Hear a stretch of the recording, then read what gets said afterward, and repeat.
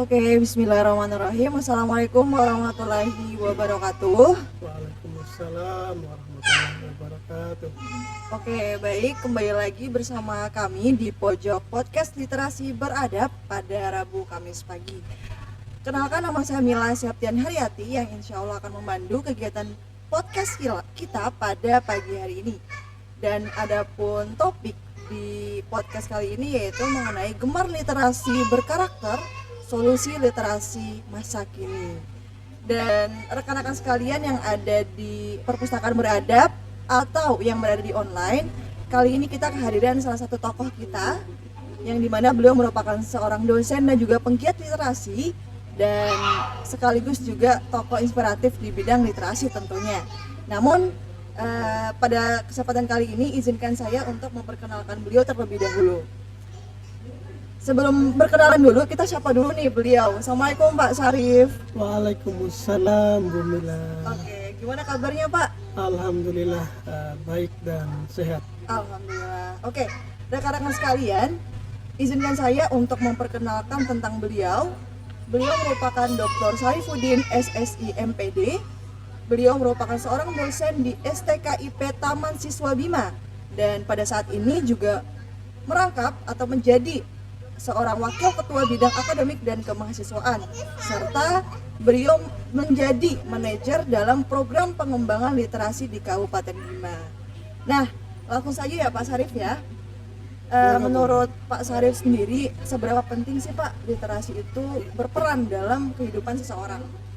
Baik, terima kasih Mbak Mila. Sebelum saya jawab itu, memang program Gemar Literasi ini adalah program bersama kemitraan antara pemerintah Kabupaten Bima, inovasi perwakilan dari pemerintah Australia untuk Indonesia dan STKIP Taman Siswa Bima. Mengawali program itu, tentu pertanyaan yang disampaikan oleh Bu Mila tadi adalah pertanyaan yang harus kami jawab. Memang literasi yang dimaksud dalam program Gemar Literasi ini adalah literasi dasar. Ini yang menjadi batasan pembicaraan kita. Karena kalau kita berbicara literasi itu luas. Namun pada program Gemar Literasi itu adalah literasi dasar. Yang dimana program ini adalah yang mengaitkan kemampuan siswa tentang membaca, menulis, berbicara, bahkan masuk juga di numerasi dasar menghitung. Artinya ketika anak-anak belum bisa berbicara, belum bisa baca, belum bisa nulis, belum bisa mengerti isi bacaannya, tidak akan mungkin mereka itu bisa melanjutkan materi pelajaran di SD itu. Misalnya dikasih buku, coba baca buku ini halaman sekian sampai halaman sekian, apa isinya, nggak akan mungkin sampai ke situ kalau mereka belum bisa. Jadi intinya literasi dasar yang kami geluti, kami dorong di Kabupaten Bima adalah penguatan kemampuan membaca, menulis, dan terutama memahami isi bacaan atau kalimat atau kata yang ada dalam buku-buku itu. Oke, baik. Berarti gemar literasi itu titik fokusnya nggak cuma hanya pada baca tulis, tapi juga ada numerasi tadi Pak ya? Ya. Oke, baik. Gini Pak, literasi membaca itu kan tidak hanya berkaitan dengan pengetahuan dan keterampilan, namun juga terkait dengan motivasi, sikap, dan perilaku. Nah, apakah lahirnya gemar literasi berkarakter di Kabupaten Bima ini karena didorong oleh situasi tersebut Pak? Atau bagaimana? Sangat betul. Memang dalam program Gemar Literasi itu tidak hanya literasi yang kami kuatkan. Yang utama adalah karakter. Nah, ketika karakter ini dibangun dalam artian siswa sudah tahu kelemahannya, kelemahan dirinya, kelemahan dari kondisi sarana dan prasarana, maka mereka perlu mendalaminya. Nah, karakter yang utama adalah kebiasaan. Mereka harus terbiasa memahami buku-buku, memahami isi-isi buku yang mereka baca. Dan juga karakter yang diutamakan adalah karakter yang khas daerah kita. yang salah satunya adalah majalah Budahu atau Nggahi Rabi Pahu. Apa yang mereka janjikan kepada gurunya, kami siap belajar. Artinya mereka harus lakukan itu. Karena internalisasi filosofi Nggahi Rabi Pahu dan atau majalah Budahu itu kita tanamkan. Alhamdulillah dengan cara-cara itu siswa mulai kembali lagi memahami filosofi apa yang sudah dikembangkan, apa yang sudah dimunculkan oleh Bapak, Ibu atau leluhur-leluhur kita dahulu kala. Begitu Bu Mila. Siap, berarti gemar literasi ini dapat dikatakan tidak hanya mengarah ke intelektual saja Pak ya. Betul ada sekali. pembinaan sikap atau afektifnya gitu. Betul, Dengan mengangkat nilai-nilai kearifan lokal seperti majalah Budahu gitu ya. betul. Luar biasa. Oke, baik Pak. Jadi di podcast kali ini juga kita ingin coba tahu ya teman-teman ya bagaimana sih sebenarnya praktek baik yang dilakukan oleh gemar literasi berkarakter di beberapa sekolah sasaran. Nah, boleh dong Pak Sarif diceritakan bagaimana sih bentuk pelaksanaan dari gemar literasi berkarakter itu sendiri? Baik, alhamdulillah memang dalam perjalanan program Gemar Literasi itu kami membatasi pada 25 sekolah. Ada 21 SD, ada 4 MI yang tersebar di 3 kecamatan, Kecamatan Monta, Kecamatan Sape, dan Kecamatan Nanggudu. Pertanyaannya misalnya, kenapa harus di 3 kecamatan itu? Penentuan sekolah dan penentuan kecamatan tidak serta-merta kami pilih sesuai dengan kehendak dan keinginan, namun berdasarkan data, berdasarkan informasi, berdasarkan pertimbangan banyak hal. Salah satu pertimbangannya adalah ketika 3 kecamatan ini kami menjadi sasaran program ini, maka yang dilihat adalah 3 kecamatan ini adalah kecamatan yang banyak siswanya, yang banyak sekolahnya, yang banyak gurunya. Artinya ketika siswa, guru, dan sekolah-sekolah ini sudah terinternalisasi dalam program Gemar Literasi ini, harapannya adalah mampu mengimbaskan ke sekolah-sekolah lain di seluruh kecamatan yang ada di Kabupaten Bima itu. Mbak Mila atau Bu Mila, program ini ada di Sondo, di Tolotangga, di Tangga Baru kalau di Kecamatan Monta. Kalau di Langgudu misalnya ada di Doro-Oo, ada di Rupe, dan ada di Dumu. Dan di Sape ada di Sari, Parangina, dan satu lagi di Jia. Begitu Mbak Mila. Ya. Nah Pak, dari beberapa tempat tadi yang menjadi sasaran pelaksanaan gemar literasi berkarakter, praktek baik seperti apa Pak yang bisa digambarkan di sini? Karena mungkin teman-teman atau yang hadir di perpustakaan beradab ingin tahu sebenarnya di lapangan itu seperti apa. Apakah ada pendekatan yang dilakukan atau metode yang seperti apa yang dilakukan Pak? Baik, dari perjalanan awal program ini awalnya di launching oleh Wakil Bupati. Artinya program ini adalah program bersama antara pemerintah Kabupaten Bima, Inovasi, dan STKIP Taman Siswa. Mengawali program itu kami melatih ada 15 fasilitator daerah. Nah, mereka inilah yang menjadi ujung tombak program ini ke 25 sekolah itu. Dilatih dengan ada 5 unit modul, dan modul itu tidak hanya disusun berdasarkan selera orang-orang tertentu, namun berdasarkan kondisi 3 daerah itu, kondisi daerah Bima, dan kemampuan-kemampuan siswa yang sudah diuji cobakan di sekolah-sekolah Fasda tadi. Fasda ini setelah dilatih, tugasnya adalah melatih guru. Artinya tidak langsung masuk ke sekolah, melatih guru, melatih kepala sekolah, melatih guru-guru khusus yang ada di sekolah itu. Karena guru yang ada di sekolah ini kami batasi, yaitu guru kelas awal, guru kelas 1 sampai kelas 4. Sehingga kalau di jumlah ada 100 guru yang dilatih oleh Fasda selama beberapa kali pelatihan. Setelah ada pelatihan, guru ini melakukan uji coba modul yang pernah dipelajari itu di siswa-siswinya di sekolah-sekolah. Diawali dengan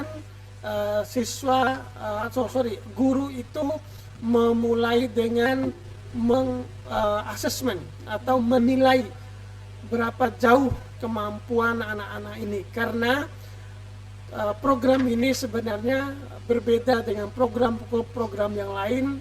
Letaknya di mana? Letaknya di program ini melihat kondisi kemampuan siswa itu berdasarkan kemampuan real mereka, tidak berdasarkan kelas atau tidak berdasarkan umur. Bisa jadi dalam program ini siswa kelas 4 bergabung di siswa kelas 1 atau siswa kelas 4 bersama-sama siswa kelas 1. Kami beri nama kelompok pemula misalnya. Ada kelompok pemula, ada kelompok kata, ada kelompok huruf, ada kelompok paragraf, ada kelompok cerita, atau kami bentuk dalam 3 kelompok. Kelompok A, kelompok B, dan kelompok C. Kelompok A ini kami kelompokkan kelompok pemula dan kelompok kata. Terus kelompok kalimat dan paragraf, yang ketiga adalah kelompok cerita. Nah, dalam perjalanan itu guru dilatih, siswa dikelompokkan berdasar kemampuan. Cara mengelompokkan cara asesmen kami adalah menggunakan instrumen yang sudah disiapkan. Setelah mereka dikelompokkan, baru Fasda dan guru itu melatih siswa menggunakan modul, mengajarkan seperti apa mengenal huruf, seperti apa supaya mengenal huruf ini lebih cepat dipahami oleh siswa. Dalam perjalanan itu juga guru melakukan melatih atau mengajarkan ke siswa. Fasda harus hadir juga. Fasda melakukan kegiatan pendampingan. Jangan sampai apa yang sudah dilatihkan itu tidak dijalankan seutuhnya oleh guru.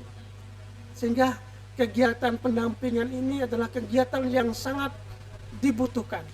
Mungkin program-program penguatan literasi atau penguatan numerasi yang dilakukan oleh tim lain atau program-program lain, berbedanya di sini. Ternyata sangat berpengaruh ketika ada kegiatan pendampingan. Kami menemukan permasalahan dan memberikan solusi bukan di saat pelatihan, tetapi di saat pendampingan. Guru kami temukan tidak 100% memahami isi modul yang sudah pernah dilatih. Ternyata dengan pendampingan itu kami buka lagi, kami lihat lagi, Fasda itu mencontohkan ulang lagi, mengajar langsung ke siswa. Guru memperhatikan Fasda mengajar, sehingga motivasi mulai muncul.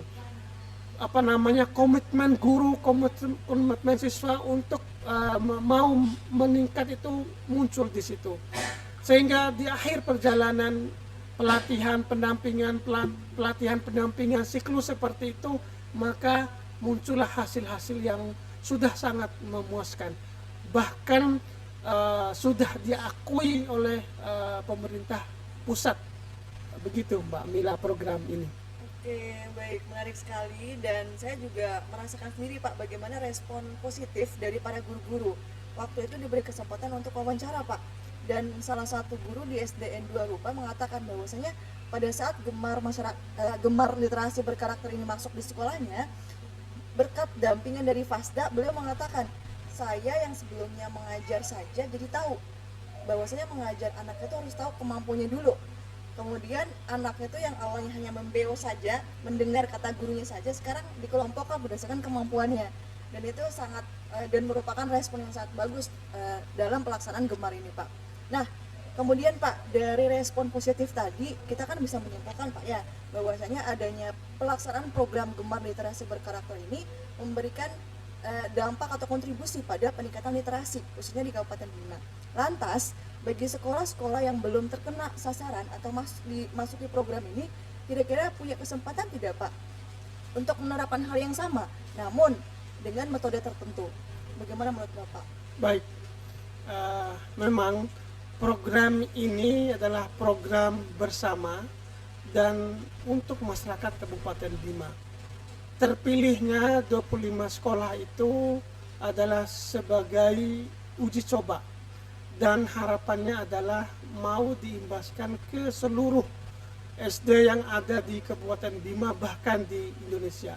Sebelum itu memang program ini adalah menggunakan metode berbasis kemampuan. Artinya memandang siswa itu berdasarkan kemampuan, bukan berdasarkan umur.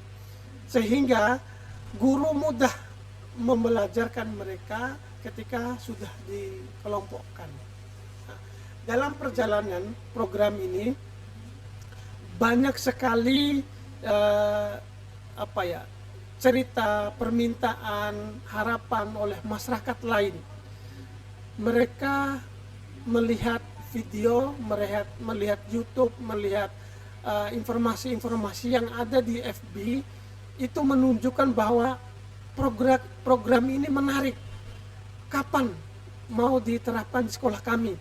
Nah, saya lihat dengan adanya informasi melalui media sosial yang dibagikan oleh Fasda, yang dibagikan oleh tim Gemar, yang dibagikan oleh tim Humas Taman Siswa, informasi itu meluas ke seluruh masyarakat, bahkan sampai di seluruh Indonesia, tidak hanya di Bima saja. Sering saya di WA oleh teman-teman yang ada di Jawa Timur misalnya. Kebetulan saya besar dan banyak teman di Jawa Timur. Mereka bertanya, gimana program ini, seperti apa program ini, gimana cara implementasinya di sekolah kami. Saya menceritakan. Dan pemirsa, sebenarnya program ini kalau dilihat secara nasional ada di NTB ini ada di Bima, ada di Sumbawa, ada di Lombok Tengah, di Lombok Timur. Kalau dilihat di provinsi lain, misalnya ada di Kalimantan, ada di Jawa Timur, ada di NTT. Nah, teman-teman di Jawa Timur juga pun saya menceritakan, sebenarnya ada kampus, ada mitra inovasi yang ada di Jawa Timur itu. Seperti ini, saya keluar. Akhirnya mereka melalui informasi itu mereka mencari tahu di daerahnya masing-masing.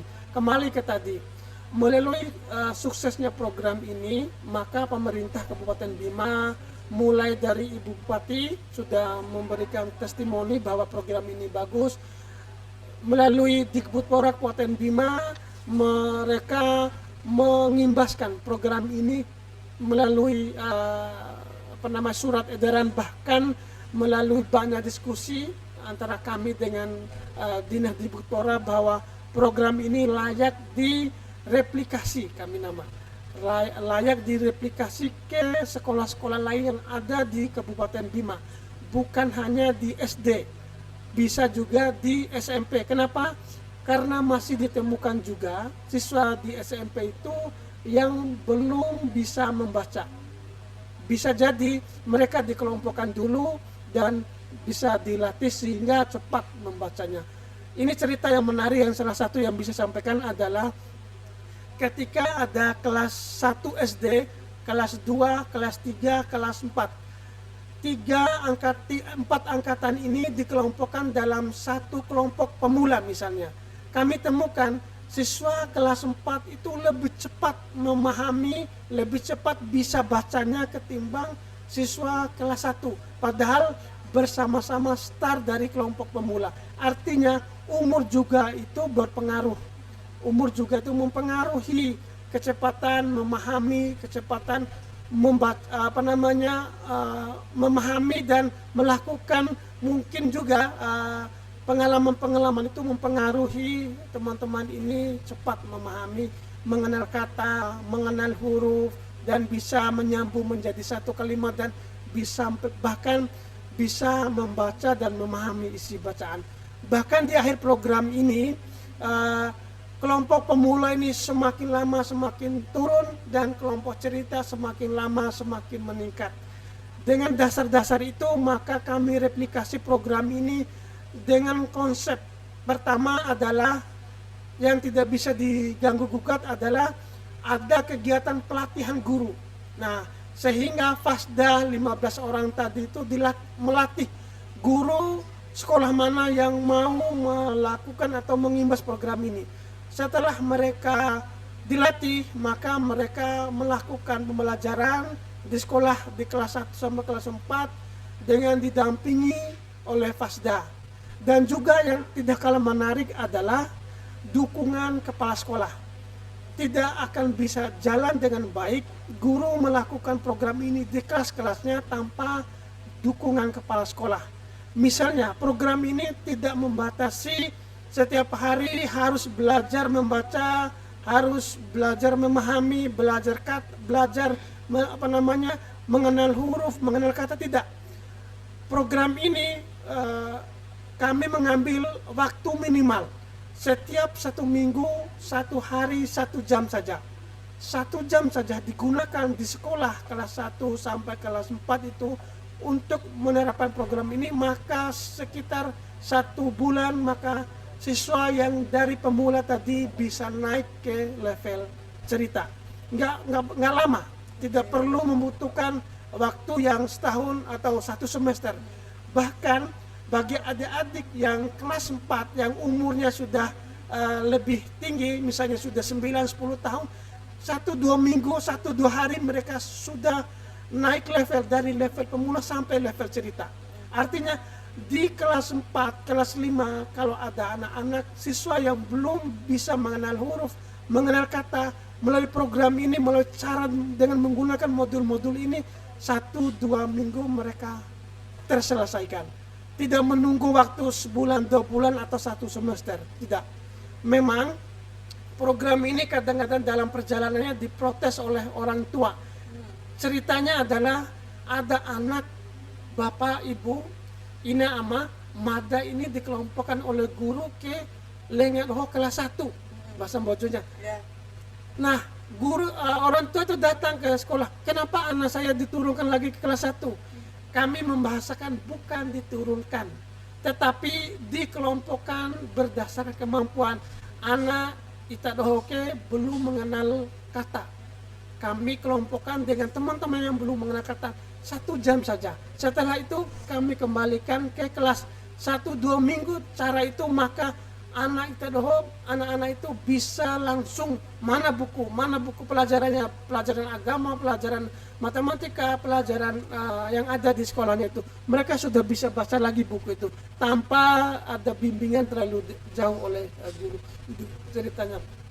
Kesimpulannya adalah kami sudah mereplikasi program ini ke 148 SD yang ada di Kabupaten Bima, ke 73 MI yang ada di Kabupaten Bima melalui Kemenaknya, dan bahkan cerita-cerita ini sudah didengarkan secara nasional oleh pemerintah maupun guru kepala sekolah yang ada di Indonesia ini untuk diterapkan di seluruh Indonesia.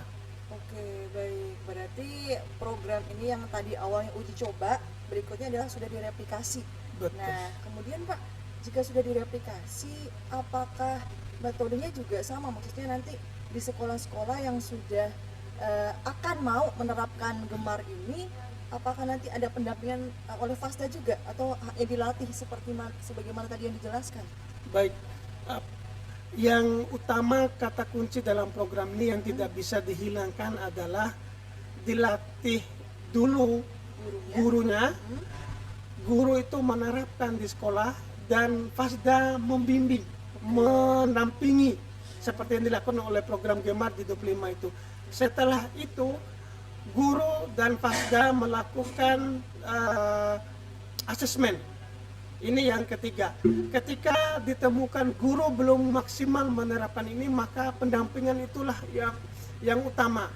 Kami menemukan itu. Karena kemungkinan ketika guru itu dilatih di tempat-tempat tertentu, bisa jadi kehadiran mereka belum 100% menerima itu. Kedua, mungkin waktu yang terbatas dan lain-lain. Sehingga dengan pendampingan itu mereka lebih paham lagi. Setelah pendampingan, setelah diketahui, sudah dikelompokkan, kelompok level A, level B, level C atau pemula, kata, paragraf dan cerita, maka guru melakukan proses pembelajaran. Setelah itu langkah selanjutnya adalah setelah asesmen tadi, langkah selanjutnya adalah guru-guru ini melakukan asesmen kedua. Ada peningkatan nggak? Kalau sudah ada peningkatan, maka itu terus dilakukan. Kalau tidak ada peningkatan, kalau ada masalah, maka dilakukan lokakarya lagi. Kami ada pertemuan, guru-guru itu memberikan masukan, modul ini perlu dirubah, ini. Karena modul yang digunakan ini adalah modul yang khas Kabupaten Bima, khas sekolah itu, khas wilayah yang ada di Kabupaten Bima ini. Mulai dari gambarnya, warnanya, kalimat-kalimat yang disampaikan di situ, kalimat-kalimat itu kalimat yang sudah dikenal oleh siswa yang ada di Kabupaten Bima ini. Kalau jika kalimat-kalimat itu masih dirasa bingung oleh siswa, maka perlu dilakukan perubahan-perubahan modul itu. Setelah asesmen kedua dikatakan peningkatan, itu terus dilakukan siklus itu. Pelatihan, karena modul itu ada 5 unit. Tidak dilakukan pelatihan sekaligus. Pelatihan bertahap. Pelatihan praktek di sekolah, pendampingan, pelatihan. Sebelum pelatihan itu pun harus disiapkan alat peraga, harus disiapkan beberapa media-media yang mendukung itu. Modul ini tidak bisa terlepas juga dengan media, tidak terlepas juga dengan kemampuan guru memahami modul dengan media-media yang sudah dikembangkan itu. Itu siklusnya. Ketika data itu sudah diketahui, sekarang kami melihat proses itu terus dilakukan, tinggal kita analisis sejauh mana perubahan-perubahan itu. Oke, siap. Baik, sangat menarik Pak. Nah, bagaimana jika ada sekolah yang tidak masuk dalam replikasi tadi Pak? Apakah bagaimana caranya mereka untuk bisa melaporkan diri keingin-sertaannya dalam program Gemar ini Pak? Ada kaleng yang bisa dihubungi kah atau bagaimana prosesnya Pak? Kalau boleh tahu. Baik, program replikasi ini dijalankan seutuhnya oleh Dinas Dibukpora Kabupaten Bima. Artinya semua sekolah di bawah naungan itu, maka mereka melakukan replikasi. Dengan cara apa? Mereka kelompok kecamatan ini dulu, sehingga semua kecamatan kena nanti, atau semua kecamatan melakukan ini dengan bertahap. Saya rasa karena fasda ini adalah terbatas, maka harus dilakukan bertahap. Saya yakin bisa dilakukan secara menyeluruh ke seluruh sekolah yang ada di Kabupaten Bima, baik SD maupun MI. Karena menurut saya program ini adalah program yang menarik dan terbukti suksesnya. Yang kedua, melalui program PPLKKN khusus di Tamsis ini juga melakukan itu. Kita, karena saya juga sebagai wakil ketua bidang akademik, mendorong bersama-sama teman-teman LP2M kepada mahasiswa ketika mereka dilakukan pendampingan atau dilakukan bimbingan untuk kegiatan PPLKN, maka dilatihlah program-program ini, modul-modul ini mereka gunakan di sekolah tempat PPLKKN. Untuk tahun ini mereka sudah melakukan, datanya kami sudah peroleh melalui LP2M. Kami yakin data-data itu sangat membantu sekolah-sekolah. Selain itu juga program secara nasional ada program kampus mengajar. Sekarang sudah masuk, sedang berjalan KM4. Nah, di KM4 itu salah satu materinya adalah materi tentang modul program Gemar ini, disampaikan langsung oleh Ibu Anissa yang menjadi salah satu tim ini. Artinya secara tidak langsung modul itu sudah kami sampaikan ke seluruh mahasiswa yang melakukan program kampus mengajar di Indonesia, mulai dari Aceh sampai ke Indonesia Timur. Secara internal Tamsis melatih. Tahun ini ada 46 mahasiswa yang melakukan pengabdian melalui program kampus mengajar itu. Kami titipkan modul dan ilmu ini, kami bekali pengalaman dan cerita ini, kami titipkan modul-modul itu untuk difotokopi dan digunakan di sekolah-sekolah. Tahun-tahun sebelumnya juga sudah dilakukan. Bahkan mereka melakukan kegiatan pengabdian melalui KM itu. Kami tugaskan apa datanya, apa hasilnya, dan data-data itu mereka tulis dalam sebagai tugas akhirnya, sebagai syarat untuk keluar dari kampus ini. Artinya saling terkait antara program Gema Literasi, pengabdian mahasiswa, program kampus mengajar, sampai tugas akhir mahasiswa. Menurut saya langkah-langkah ini adalah bagian dari Tamsis untuk mengabdi kepada masyarakat. Melalui program unggulan program Gema Literasi ini menurut saya adalah program yang layak dijemput oleh masyarakat untuk diterapkan di sekolah. Insya Allah secara pribadi dan secara tim kami sedang menyusun buku cerita ini, sehingga secara tulis kami akan menulis dalam buku itu, sehingga insya Allah dalam waktu dekat akan keluar dan akan bisa dinikmati oleh masyarakat Bima dan Indonesia secara umum. Begitu Mbak Mila. Wah, luar biasa sekali rekan-rekan sekalian, bahwasanya ada kabar baik dari Pak Dr. Syarif, bahwasanya insya Allah akan dirilis buku terkait dengan praktek baik yang telah dilaksanakan melalui program Gemar Literasi Berkarakter. Nah, berarti Pak Syarif, ternyata yang dari tadi Bapak sampaikan itu saya bisa menangkap gitu, bahwasanya yang bisa turut andil atau ikut terlibat dalam pelaksanaan program Gemar ini nggak cuma stakeholdernya pemerintah, nggak cuma dari dosen, tapi juga mahasiswa pun bisa. Betul. Oke, berarti ini sangat memberikan motivasi bagi mahasiswa jika ingin berkontribusi di bidang literasi, bisa menerapkan program Gemar dengan adanya pelatihan modul tadi yang tadi Pak Syarif sampaikan, khususnya di STKIP Taman Siswa Bima ya Pak. Tambahannya, Oke, silakan. Tambahannya modul itu Ya.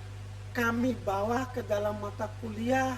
Oke. Karena di kampus ini adalah kampus, salah satunya adalah ada prodi PGSD. Nah, di prodi PGSD itu ada kurikulum yang salah satu mata kuliahnya adalah mata kuliah literasi.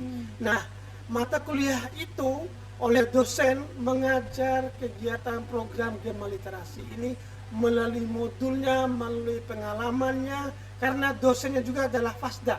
Sehingga secara langsung mereka menceritakan, membagikan di kelas-kelas kuliah literasi itu. Sehingga kedepannya mahasiswa ini secara tidak langsung mereka mendapatkan program ini untuk diimbaskan ke sekolah-sekolah mereka nanti ketika mereka mengabdi, ketika mereka menjadi guru, ketika mereka mengabdi di masyarakat yang ada di seluruh Indonesia ini. Melalui kurikulum juga kami terapkan, kami inputkan, kami ceritakan program ini ke kampus ini. Biasa sekali ya Pak ya. Jadi bagi teman-teman di Tamsis khususnya, beruntung sekali Anda sekalian bahwasanya kampus sendiri sudah memfasilitasi kita sebagai pelajar atau mahasiswa agar bisa belajar mendalami literasi melalui mata kuliahnya khusus ya. Oke, terakhir nih Pak, karena berhubung waktu sangat ingin sekali banyak hal yang disampaikan di sini, namun sekarang sudah pukul 10.48. Namun di akhir sesi ini Pak, saya ingin menyampaikan salah satu hasil studi dari ECDP atau Education Sector Analytical and Capacity Development Partnership. Di sana dinyatakan bahwasanya hanya 1 dari 3 peserta didik kelas 8 di NTB yang dapat menjawab pertanyaan tentang isi sebuah cerita pendek. Nah, di akhir sesi ini kira-kira pesan apa yang ingin Pak Syarif sampaikan kepada masyarakat khususnya terkait dengan keadaan tersebut? Silakan Pak. Iya, ketika saya membaca, mendengar informasi atau data seperti ini, memang begitu sedih rasanya. Kenapa? Ketika siswa itu disuruh baca, terus ditanya ulang apa isi bacaannya, terus mereka senyum, malu gitu. Artinya mereka tidak mampu menyampaikan isi bacaannya. Itu menandakan bahwa literasi pemahamannya rendah sekali. Saya lihat bukan saja siswa SD, bahkan sampai mahasiswa ini bisa ditemukan juga. Artinya data ini adalah data yang begitu valid, data yang tidak menjadi ini data melemahkan kita. Menurut saya tidak. Data itu adalah data yang perlu kita ambil dan menjadi motivasi kita. Dari data itu bisa kita maknai bahwa begitu rendahnya literasi pemahaman kita di Bima ini. Kalau dilihat dari survei-survei atau penelitian-penelitian lain, tidak jauh dengan pernyataan itu. Artinya melalui kesempatan ini saya mengajak kita semua, terutama pada pribadi saya. Saya bidang keilmuannya adalah bidang pendidikan matematika. Matematika itu tidak bisa memahami isi matematikanya tanpa menguasai literasinya. Artinya tidak harus menguasai kata demi kata, kalimat demi kalimat, pernyataan-pernyataan itu. Kalau itu tidak dipahami, maka otomatis ilmu matematikanya nggak akan bisa dikuasai juga. Artinya Bapak Ibu pemirsa semuanya, satu, ayo kita membaca tidak perlu menghabiskan berlembar-lembar, berhalaman-halaman buku itu. Tetapi utamanya adalah mari kita baca dengan menikmati isi bacaannya. Kalau kita menikmati isi bacanya, saya yakin maka akan mengetahui isi bacaannya.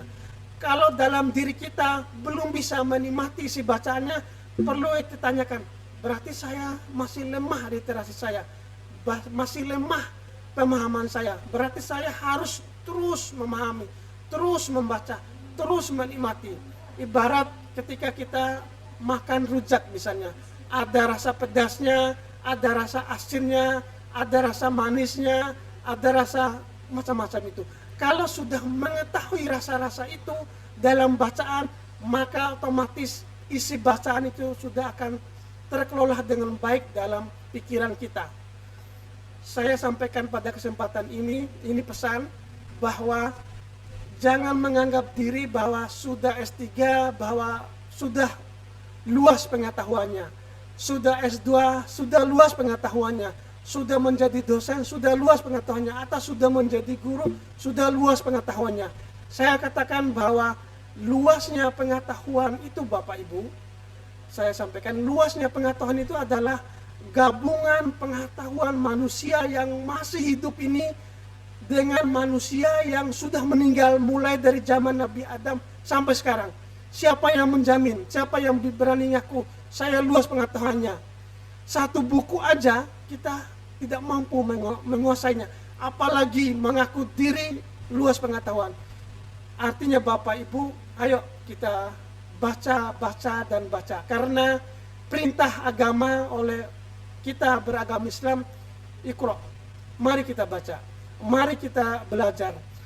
Belajar dan baca itu tidak hanya di kelas, tidak hanya di perpustakaan, tidak hanya melalui buku-buku atau tidak hanya melalui proses pembelajaran, tetapi baca itu adalah kegiatan perenungan juga bisa dikelompokkan.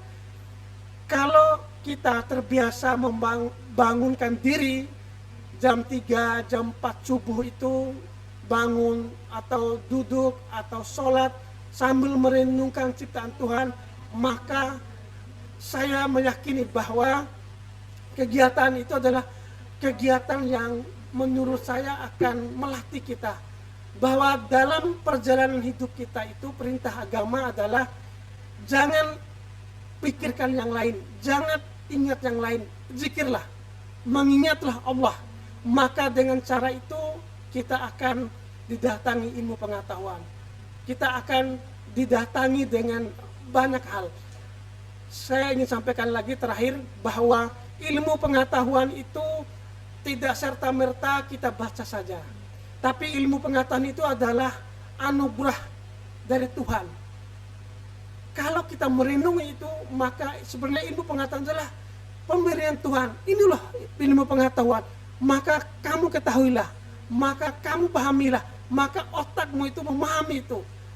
Beribu-ribu buku, beribu-ribu cara kita melakukan baca, melakukan perenungan. Kalau tidak ada restu, kalau tidak ada ridho Tuhan, maka menurut saya tidak akan terlalu jauh kita. Itu pesan-pesan saya yang bisa saya sampaikan dalam kegiatan ini, karena tadi data beberapa penelitian bahwa begitu rendahnya kemampuan pemahaman kita terhadap hasil bacaan. Oleh sebab itu, ayo kita baca dan baca. Begitu Mbak Amila. Oke, baik. Terima kasih Pak Syarif atas penyampaian pesannya, dan juga terakhir dari saya adalah jika kita ingin terus meningkatkan kemampuan kognitif kita, maka membacalah, karena kurang membaca kurang kemampuan kognitif. Demikian dari kami. Wassalamualaikum warahmatullahi wabarakatuh. Salam literasi, Pak. Salam literasi.